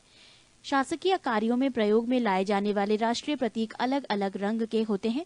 नीला राष्ट्रीय प्रतीक भारत के मंत्रियों द्वारा, लाल राष्ट्रीय प्रतीक राज्यसभा के सदस्यों के अधिकारियों द्वारा, हरा राष्ट्रीय प्रतीक लोकसभा के सदस्यों के द्वारा उपयोग में लाया जाता है। राष्ट्रीय ध्वज, नेशनल फ्लैग। 3 पट्टियां वाला तिरंगा, गहरा केसरिया ऊपर, सफेद बीच और गहरा हरा रंग सबसे नीचे है। सफेद पट्टी के बीच में नीले रंग का चक्र है जिसमें 24 तीलियां हैं तथा इसे सारनाथ में अशोक के सिंह स्तंभ पर बने चक्र से लिया गया है। ध्वज की लंबाई एवं चौड़ाई का अनुपात 3:2 है। भारत के संविधान सभा ने राष्ट्र ध्वज का प्रारूप 22 जुलाई 1947 को अपनाया। राष्ट्रीय ध्वज को केसरिया रंग जागृति, शौर्य तथा त्याग का, सफेद रंग सत्य एवं पवित्रता का एवं हरा रंग जीवन समृद्धि का प्रतीक है। भारतीय ध्वज संहिता 2002 के अनुसार सभी भारतीय नागरिकों एवं निजी संस्थाओं आदि को भी राष्ट्रीय ध्वज प्रदर्शन का अधिकार है। जनवरी 2004 को एक महत्वपूर्ण निर्णय में उच्चतम न्यायालय मुख्य न्यायाधीश BN खरे की अध्यक्षता में ने ये घोषणा की कि संविधान के अनुच्छेद 19(1)(a) के अधीन राष्ट्रीय ध्वज फहराना नागरिकों का मूल अधिकार है। नोट: भारत के राष्ट्रीय ध्वज का पहली बार प्रदर्शन 14 अगस्त 1947 की मध्य रात्रि में हुआ। राष्ट्रगान, नेशनल एंथम। रविंद्रनाथ ठाकुर द्वारा रचित जनगण मन को संविधान सभा ने 24 जनवरी 1950 ईस्वी को भारत का राष्ट्रगान अस्वीकार किया। इसके गायन का समय 52 सेकंड है तथा संक्षिप्त अवधि 20 सेकंड है, जिसमें इसकी प्रथम और अंतिम पंक्तियां गाई जाती हैं। ये सर्वप्रथम 27 दिसंबर 1911 को भारतीय कांग्रेस के कोलकाता अधिवेशन अध्यक्ष पंडित विशन नारायण दत्त में गाया गया।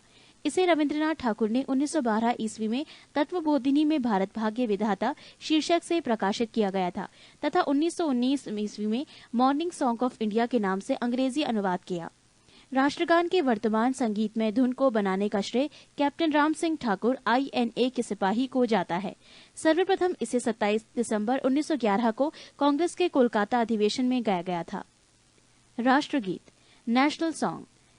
बंकिम चंद्र चटर्जी के उपन्यास आनंद मठ में उन्हीं के द्वारा रचित वंदे मातरम को राष्ट्रगीत के रूप में 26 जनवरी 1950 ईस्वी को स्वीकार किया गया। इसे सर्वप्रथम 1896 ईस्वी में भारतीय राष्ट्रीय कांग्रेस के अधिवेशन अध्यक्ष रहीमतुल्ला सयानी में गाया गया था।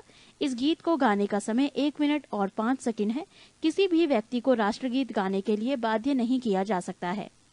नोट: भारतीय संसद के अधिवेशन का प्रारंभ जन गण मन से और समापन वंदे मातरम के गायन से होता है। राष्ट्रीय कैलेंडर: ग्रिगोरियन कैलेंडर के साथ देश भर के लिए शक संवत पर आधारित राष्ट्रीय पंचांग को सरकारी प्रयोग के लिए 22 मार्च 1957 ईस्वी को अपनाया गया। इसका पहला महीना चैत्र है। ये सामान्यतः सामान्य वर्ष में 21 मार्च को एवं लीप वर्ष में 22 मार्च को प्रारंभ होता है। राष्ट्रीय पुष्प: भारत का राष्ट्रीय पुष्प कमल नेलम्बो न्यूसीफेरा गार्टन है। राष्ट्रीय पक्षी: भारत का राष्ट्रीय पक्षी मयूर पावो क्रिस्टेटस है। राष्ट्रीय पशु: भारत का राष्ट्रीय पशु बाघ पैंथेरा ट्राइग्रिस लिन्नायस है। राष्ट्रीय फल: आम मैनिनगेरा इंडिका भारत का राष्ट्रीय फल है। राष्ट्रीय वृक्ष: बरगद फाइकस बेंगालिसिस भारत का राष्ट्रीय वृक्ष है। राष्ट्रीय जलीय जीव: 5 अक्टूबर 2009 को डॉल्फिन को राष्ट्रीय जलीय जीव घोषित किया गया। पृष्ठ 225। 38 संविधान के कुछ महत्वपूर्ण अनुच्छेद। अनुच्छेद 1 ये घोषणा करता है कि भारत राज्यों का संघ है। अनुच्छेद 3 संसद विधि द्वारा नए राज्य बना सकती है तथा पहले से अवस्थित राज्यों के क्षेत्रों, सीमाओं एवं नामों में परिवर्तन कर सकती है। अनुच्छेद 5 संविधान के प्रारंभ होने के समय भारत में रहने वाले वो सभी व्यक्ति यहाँ के नागरिक होंगे जिनका जन्म भारत में हुआ हो, जिनके पिता या माता भारत के नागरिक हों या संविधान के प्रारंभ के समय से भारत में रह रहे हों। अनुच्छेद 53 संघ की कार्यपालिका संबंधी शक्ति राष्ट्रपति में निहित रहेगी। अनुच्छेद 64 उपराष्ट्रपति राज्यसभा का पदेन अध्यक्ष होगा। अनुच्छेद 74 एक मंत्री परिषद होगी जिसके शीर्ष पर प्रधानमंत्री रहेगा, जिसकी सहायता एवं सुझाव के आधार पर राष्ट्रपति अपने कार्य संपन्न करेगा। राष्ट्रपति मंत्री परिषद के लिए किसी सलाह के पुनर्विचार को आवश्यक समझ सकता है, पर पुनर्विचार के पश्चात दी गई सलाह के अनुसार वो कार्य करेगा। इससे संबंधित किसी विवाद की परीक्षा किसी न्यायालय में नहीं की जाएगी।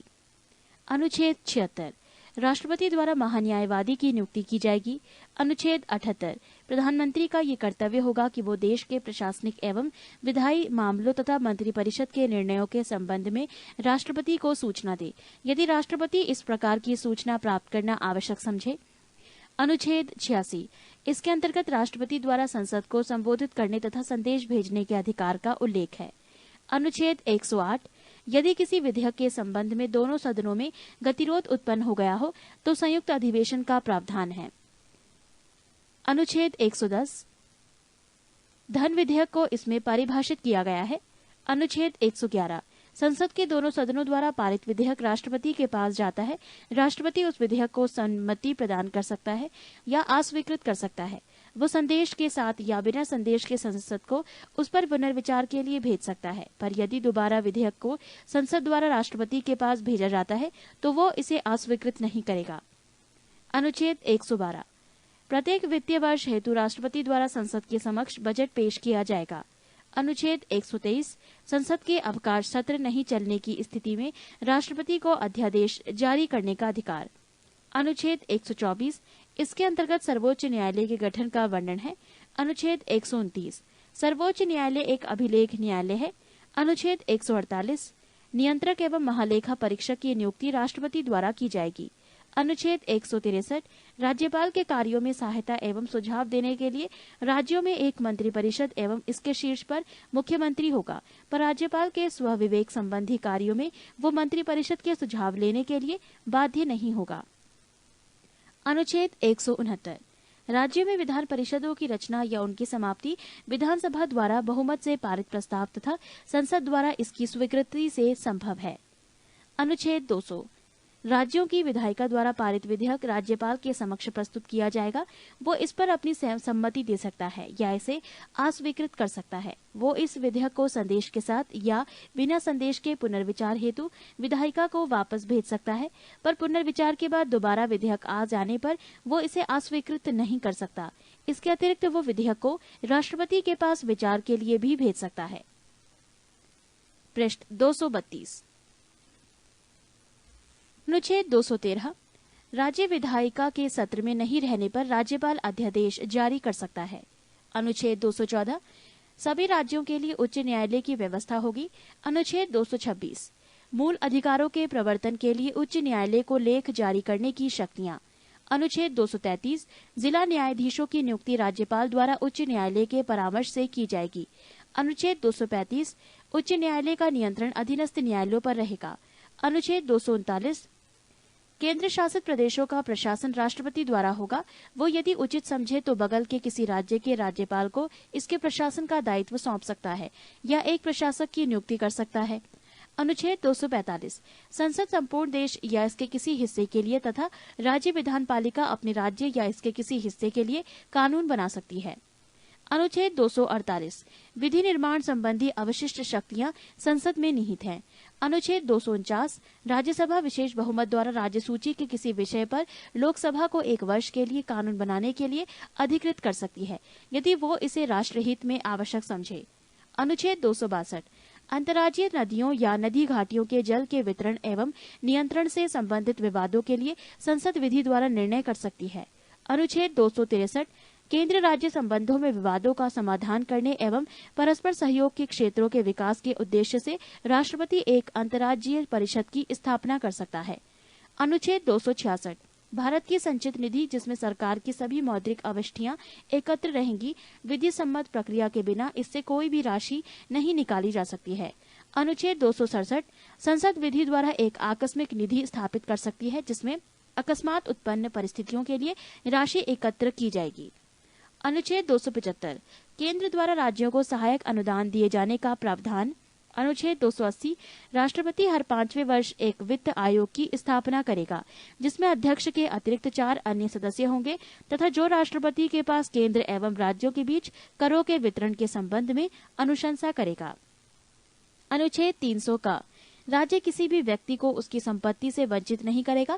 पहले ये प्रावधान मूल अधिकारों के अंतर्गत था, पर संविधान के 44वें संशोधन 1978 ईस्वी के द्वारा उसे ये अनुच्छेद 300 का में एक सामान्य वैधानिक कानूनी अधिकार के रूप में अवस्थित किया गया। अनुच्छेद 312 राज्यसभा विशेष बहुमत द्वारा नई अखिल भारतीय सेवाओं की स्थापना की अनुशंसा कर सकती है। अनुच्छेद 315 संघ एवं राज्यों के लिए एक लोक सेवा आयोग की स्थापना की जाएगी। अनुच्छेद 324 चुनाव के पर्यवेक्षण, निर्देशन एवं नियंत्रण संबंधी समस्त शक्तियां चुनाव आयोग में निहित रहेंगी। अनुच्छेद 326 लोकसभा तथा विधानसभाओं में चुनाव वयस्क मताधिकार के आधार पर होगा। अनुच्छेद 331 आंग्ल भारतीय समुदायों के लोगों का राष्ट्रपति द्वारा लोकसभा में मनोनयन संभव है यदि वो समझे कि उनका उचित प्रतिनिधित्व नहीं है। अनुच्छेद 332 अनुसूचित जाति एवं जनजातियों का विधानसभाओं के आरक्षण में प्रावधान। पृष्ठ 233 अनुच्छेद 333 आंग्ल भारतीय समुदायों के लोगों का विधानसभाओं में मनोनयन। अनुच्छेद 335 अनुसूचित जातियों, जनजातियों एवं पिछड़े वर्गों के लिए विभिन्न सेवाओं के पदों में आरक्षण का प्रावधान। अनुच्छेद 343 संघ की आधिकारिक भाषा देवनागरी लिपि में लिखी गई हिंदी होगी। अनुच्छेद 347 यदि किसी राज्य में पर्याप्त संख्या में लोग किसी भाषा को बोलते हों और उनकी आकांक्षा हो कि उनके द्वारा बोली जाने वाली भाषा को मान्यता दी जाए तो इसकी अनुमति राष्ट्रपति दे सकता है। अनुच्छेद 351 ये संघ का कर्तव्य होगा कि वो हिंदी भाषा का प्रसार एवं उत्थान करे ताकि वो भारत की मिश्रित संस्कृति के सभी अंगों के लिए अभिव्यक्ति का माध्यम बने।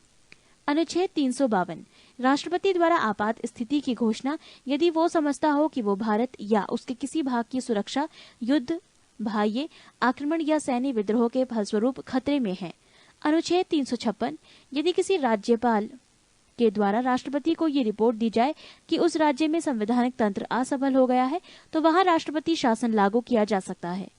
अनुच्छेद 360 यदि राष्ट्रपति ये समझता है कि भारत या इसके किसी भाग की वित्तीय स्थिरता ये एवं साख खतरे में है तो वो वित्तीय आपात स्थिति की घोषणा कर सकता है।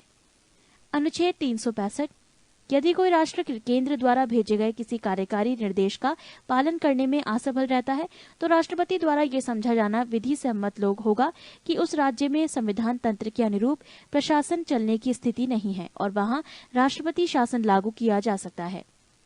अनुच्छेद 368 संसद को संविधान के किसी भी भाग का संशोधन करने का अधिकार है। अनुच्छेद 370, इसके अंतर्गत जम्मू और कश्मीर की विश्व स्थिति का वर्णन है।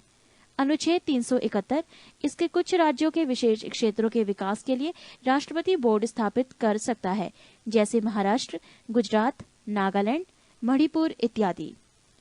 अनुच्छेद 394 का राष्ट्रपति अपने अधिकार के अंतर्गत इस संविधान का हिंदी भाषा में अनुवाद कराएगा।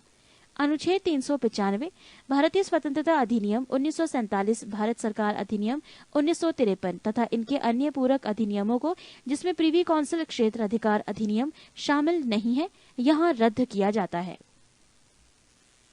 39, संविधान में किए गए प्रमुख संशोधन।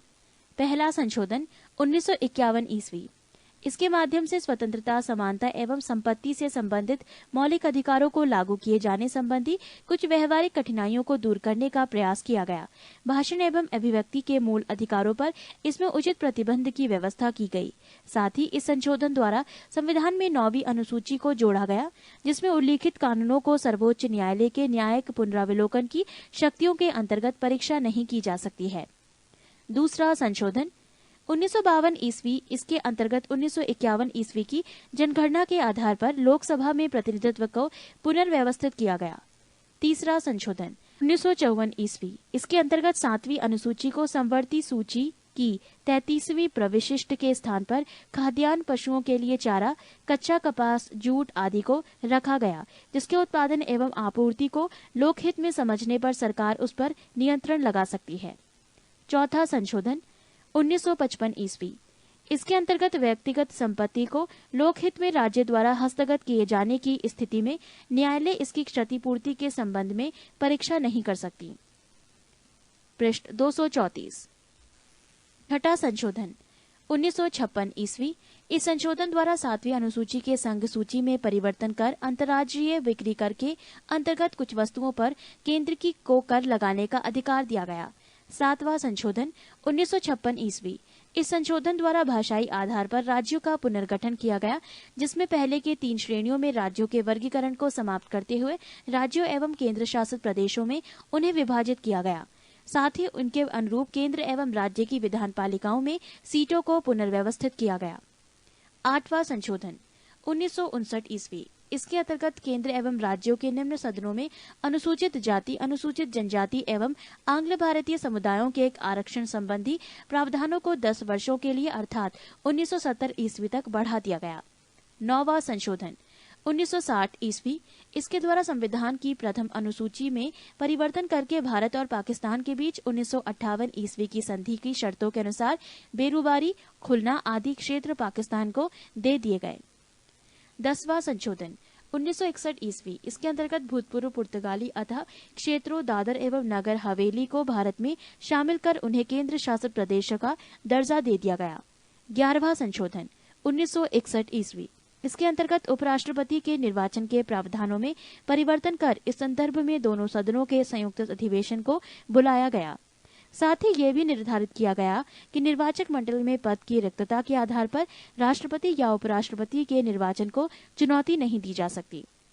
12वां संशोधन 1962 ईस्वी, इसके अंतर्गत संविधान की प्रथम अनुसूची में संशोधन कर गोवा, दमन एवं दीव को भारत में केंद्र शासित प्रदेश के रूप में शामिल कर लिया गया। 13वां संशोधन 1962 ईस्वी, इसके अंतर्गत नागालैंड के संबंध में विशेष प्रावधान अपनाकर उसे एक राज्य का दर्जा दे दिया गया। 14वां संशोधन 1963 ईस्वी, इसके द्वारा केंद्र शासित प्रदेश के रूप में पुदुचेरी को भारत में शामिल किया गया। साथ ही इसके द्वारा हिमाचल प्रदेश, मणिपुर, त्रिपुरा, गोवा, दमन और दीव तथा पुदुचेरी केंद्र शासित प्रदेशों में विधान पालिका एवं मंत्रिपरिषद की स्थापना की गई। 15वां संशोधन 1963 ईस्वी, इसके अंतर्गत उच्च न्यायालय के न्यायाधीशों की सेवा मुक्ति की आयु 60 से बढ़ाकर 62 वर्ष कर दी गई तथा अवकाश प्राप्त न्यायाधीशों की उच्च न्यायालय में नियुक्ति से संबंधित प्रावधान बनाए गए। 16वां संशोधन 1963 ईस्वी, इसके द्वारा देश की संप्रभुता एवं अखंडता के हित में मूल अधिकारों पर कुछ प्रतिबंध लगाने के प्रावधान रखे गए। साथ ही तीसरी अनुसूची में भी परिवर्तन पर कर शपथ ग्रहण के अंतर्गत मैं भारत की स्वतंत्रता एवं अखंडता को बनाए रखूंगा जोड़ा गया। 17वां संशोधन 1964 ईस्वी, इसमें संपत्ति के अधिकारों में और भी संशोधन करते हुए कुछ अन्य भूमि सुधार प्रावधानों को 9वीं अनुसूची में रखा गया, जिनकी वैधता की परीक्षा सर्वोच्च न्यायालय द्वारा नहीं की जा सकती थी। 18वां संशोधन 1966 ईस्वी। इसके अंतर्गत पंजाब का भाषाई आधार पर पुनर्गठन करते हुए पंजाबी भाषी क्षेत्र को पंजाब एवं हिंदी भाषी क्षेत्र को हरियाणा के रूप में गठित किया गया। पर्वतीय क्षेत्र हिमाचल प्रदेश को दे दिए गए तथा चंडीगढ़ को केंद्र शासित प्रदेश बनाया गया। 19वां संशोधन 1966 ईस्वी। इसके अंतर्गत चुनाव आयोग के अधिकारों में परिवर्तन किया गया एवं उच्च न्यायालयों को चुनाव याचिकाएं सुनने का अधिकार दिया गया। 20वां संशोधन 1966 ईस्वी। इसके अंतर्गत अनियमितता के आधार पर नियुक्त की कुछ जिला न्यायाधीशों की नियुक्ति को वैधता प्रदान की गई। 21वां संशोधन 1967 ईस्वी। इसके द्वारा सिंधी भाषा को संविधान की 8वीं अनुसूची के अंतर्गत 15वीं भाषा के रूप में शामिल किया गया। पृष्ठ 235। 22वां संशोधन 1969 ईस्वी। इसके द्वारा असम से अलग करके एक नया राज्य मेघालय बनाया गया। 23वां संशोधन 1969 ईस्वी। इसके अंतर्गत विधान पालिकाओं में अनुसूचित जाति एवं अनुसूचित जनजाति के आरक्षण एवं आंग्ल भारतीय समुदायों के लोगों का मनोनयन और 10 वर्षों के लिए बढ़ा दिया गया। 24वां संशोधन 1971 ईस्वी। इस संशोधन के अंतर्गत संसद की इस शक्ति को स्पष्ट किया गया कि वो संविधान के किसी भी भाग को, जिसमें भाग 3 के अंतर्गत आने वाले मूल अधिकार भी हैं, संशोधित कर सकती हैं। साथ ही ये भी निर्धारित किया गया कि संशोधन संबंधी विधेयक जब दोनों सदनों से पारित होकर राष्ट्रपति के समक्ष जाएगा तो इस पर राष्ट्रपति द्वारा सम्मति दिया जाना बाध्यकारी होगा। 26वां संशोधन 1971 ईस्वी। इसके अंतर्गत भूतपूर्व देशी राज्यों के शासकों की विशेष उपाधियों एवं उनके प्रीवी पर्स को समाप्त कर दिया गया। 27वां संशोधन 1971 ईस्वी। इसके अंतर्गत मिजोरम एवं अरुणाचल प्रदेश को केंद्र शासित प्रदेशों के रूप में स्थापित किया गया। 29वां संशोधन 1972 ईस्वी। इसके अंतर्गत केरल भू सुधार संशोधन अधिनियम 1969 तथा केरल भू सुधार संशोधन अधिनियम 1971 को संविधान की 9वीं अनुसूची में रख दिया गया, जिससे इसकी संवैधानिक वैधता को न्यायालय में न चुनौती दी जा सके। 31वां संशोधन 1973 ईस्वी। इसके द्वारा लोकसभा के सदस्यों की संख्या 525 से 545 कर दी गई तथा केंद्र शासित प्रदेशों का प्रतिनिधित्व 25 से घटाकर 20 कर दिया गया। 32वां संशोधन 1974 ईस्वी। इसके द्वारा संसद एवं विधान पालिकाओं के सदस्यों द्वारा दबाव में या जबरदस्ती किए जाने पर इस्तीफा देना अवैध घोषित किया गया एवं अध्यक्ष को ये अधिकार दिया गया कि वो सिर्फ स्वेच्छा से दिए गए एवं उचित त्यागपत्र को ही स्वीकार करें। 34वां संशोधन 1974 ईस्वी। इसके अंतर्गत विभिन्न राज्यों द्वारा पारित 20 भू सुधार अधिनियम को 9वीं अनुसूची में प्रवेश देते हुए उन्हें न्यायालय द्वारा संवैधानिक वैधता के परीक्षण से मुक्त किया गया। 35वां संशोधन 1974 ईस्वी। इसके अंतर्गत सिक्किम का संरक्षित राज्यों का दर्जा समाप्त कर उसे संबद्ध राज्य के रूप में भारत में प्रवेश दिया गया। 36वां संशोधन 1975 ईस्वी। इसके अंतर्गत सिक्किम को भारत का 22वां राज्य बनाया गया। 37वां संशोधन 1975 ईस्वी। इसके तहत आपात स्थिति की घोषणा और राष्ट्रपति, राज्यपाल एवं केंद्र शासित प्रदेशों के प्रशासनिक प्रधानों द्वारा अध्यादेश जारी किए जाने को अविवादित बनाते हुए न्यायिक पुनर्विचार से उन्हें मुक्त रखा गया। 39वां संशोधन 1975 ईस्वी। इसके द्वारा राष्ट्रपति, उपराष्ट्रपति, प्रधानमंत्री एवं लोकसभा अध्यक्ष के निर्वाचन संबंधी विवादों को न्यायिक परीक्षण से मुक्त कर दिया गया। 41वां संशोधन 1976 ईस्वी। इसके द्वारा राज्य लोक सेवा आयोग के सदस्यों की सेवा मुक्ति की आयु सीमा 60 से बढ़ाकर 62 वर्ष कर दी गई, पर संघ लोक सेवा आयोग के सदस्यों की सेवानिवृत्ति की अधिकतम आयु 65 वर्ष रहने दी गई। 42वां संशोधन 1976 ईस्वी। इसके द्वारा संविधान में व्यापक परिवर्तन लाए गए, जिनमें से मुख्य निम्नलिखित थे। क. संविधान की प्रस्तावना में समाजवादी, धर्मनिरपेक्ष एवं एकता और अखंडता आदि शब्द जोड़े गए। ख. सभी नीति निर्देशक सिद्धांतों को मूल अधिकारों पर सर्वोच्चता सुनिश्चित की गई। ग. इसके अंतर्गत संविधान में 10 मौलिक कर्तव्यों का अनुच्छेद 51 क भाग 4 क के अंतर्गत जोड़ा गया। पृष्ठ 236। घ. इसके द्वारा संविधान को न्यायिक परीक्षण से मुक्त किया गया। ण. सभी विधान सभाओं एवं लोकसभा की सीटों की संख्या को इस शताब्दी के अंत तक के स्थिर कर दिया गया। च लोकसभा एवं विधानसभाओं की अवधि को 5 से 6 वर्ष कर दिया गया। 6 इसके द्वारा ये निर्धारित किया गया कि किसी केंद्रीय कानून की वैधता पर सर्वोच्च न्यायालय एवं राज्य के कानून की वैधता का उच्च न्यायालय की परीक्षण करेगा। साथ ही ये भी निर्धारित किया गया कि किसी संवैधानिक वैधता के प्रश्न पर 5 से अधिक न्यायाधीशों की बेंच द्वारा 2/3 बहुमत से निर्णय दिया जाना चाहिए और यदि न्यायाधीशों की संख्या 5 तक हो तो निर्णय सर्वसम्मति से होना चाहिए। ज इसके द्वारा वन संपदा, शिक्षा, जनसंख्या नियंत्रण आदि विषयों को राज्य सूची से संवर्ती सूची के अंतर्गत कर दिया गया। झ इसके अंतर्गत निर्धारित किया गया कि राष्ट्रपति मंत्रिपरिषद एवं उसके प्रमुख प्रधानमंत्री की सलाह के अनुसार कार्य करेगा। ट इसने संसद को राष्ट्र विरोधी गतिविधियों से निपटने के लिए कानून बनाने के अधिकार दिए एवं सर्वोच्चता स्थापित की। 44वां संशोधन 1978 ईस्वी। इसके अंतर्गत राष्ट्रीय आपात स्थिति लागू करने के लिए आंतरिक अशांति के स्थान पर सैन्य विद्रोह का आधार रखा गया एवं आपात स्थिति संबंधी अन्य प्रावधानों में परिवर्तन लाया गया जिससे उनका दुरुपयोग न हो। इसके द्वारा संपत्ति के अधिकार को मौलिक अधिकारों के भाग से हटाकर विधिक कानूनी अधिकारों की श्रेणी में रख दिया गया। लोकसभा तथा राज्य विधानसभाओं की अवधि 6 वर्ष से घटाकर पुनः 5 वर्ष कर दी गई। उच्चतम न्यायालय को राष्ट्रपति तथा उपराष्ट्रपति के निर्वाचन संबंधी विवाद को हल करने की अधिकारिता प्रदान की गई। 50वां संशोधन 1984 ईस्वी। इसके द्वारा अनुच्छेद 33 में संशोधन कर सैन्य सेवाओं की पूरक सेवाओं में कार्य करने वालों के लिए आवश्यक सूचनाएं एकत्रित करने, देश की संपत्ति की रक्षा करने और कानून तथा व्यवस्था से संबंधित दायित्व भी दिए गए। साथ ही इन सेवाओं द्वारा उचित कर्तव्य पालन हेतु संसद को कानून बनाने के अधिकार भी दिए गए। 52वां संशोधन 1985 ईस्वी। इस संशोधन के द्वारा राजनीतिक दल बदल पर अंकुश लगाने का लक्ष्य रखा गया। इसके अंतर्गत संसद या विधानमंडलों के उन सदस्यों को अयोग्य घोषित कर दिया जाएगा जो उस दल को छोड़ते हैं जिसके चुनाव चिन्ह पर उन्होंने चुनाव लड़ा था। पर यदि किसी दल की संसदीय पार्टी के 1/3 सदस्य अलग दल बनाना चाहते हैं तो उन पर अयोग्यता लागू नहीं होगी। दल बदल विरोधी इन प्रावधानों को संविधान की 10वीं अनुसूची के अंतर्गत रखा गया। 53वां संशोधन 1986 ईस्वी। इसके अंतर्गत अनुच्छेद 371 में खंड जी छोड़कर मिजोरम को राज्य का दर्जा दिया गया। 54वां संशोधन 1986 ईस्वी। इसके द्वारा संशोधन संविधान की 2री अनुसूची में भाग डी में संशोधन कर न्यायाधीशों के वेतन में वृद्धि का अधिकार संसद को दिया गया। 55वां संशोधन 1986 ईस्वी। इसके अंतर्गत अरुणाचल प्रदेश को राज्य बनाया गया। 56वां संशोधन 1987 ईस्वी। इसके अंतर्गत गोवा को एक राज्य का दर्जा दिया गया तथा दमन तथा दीव को केंद्र शासित प्रदेश के रूप में ही रहने दिया गया। 57वां संशोधन 1987 ईस्वी। इसके अंतर्गत अनुसूचित जनजातियों के आरक्षण के संबंध में मेघालय, मिजोरम, नागालैंड एवं अरुणाचल प्रदेश की विधानसभा सीटों का परिसीमन इस शताब्दी के अंत तक के लिए किया गया। पृष्ठ 237। 58वां संशोधन 1987 ईस्वी। इसके द्वारा राष्ट्रपति को संविधान का प्रामाणिक हिंदी संस्करण प्रकाशित करने के लिए अधिकृत किया गया। 60वां संशोधन 1988 ईस्वी।